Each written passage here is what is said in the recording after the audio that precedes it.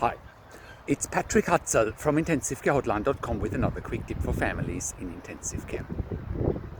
Yesterday I was talking to a client and her dad had a AAA repair in early March.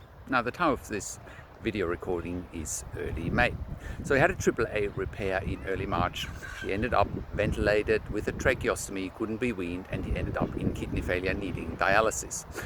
He ended up going to LTAC, and the family immediately realized that LTAC is not the right place for someone after a AAA repair with ventilation and tracheostomy needs.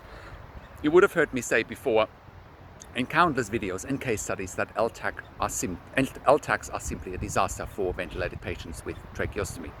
So now the client asks, and then the client had complications in LTAC and of course needed to go back into ICU because simply LTACs can't look after patients on ventilation. The minute there is something going wrong, the minute there are any complications, people bounce back into ICU.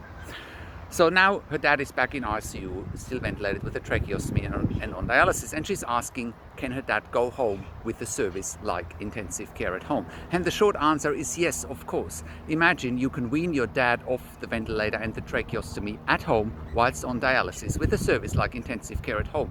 There is absolutely no need for LTAC.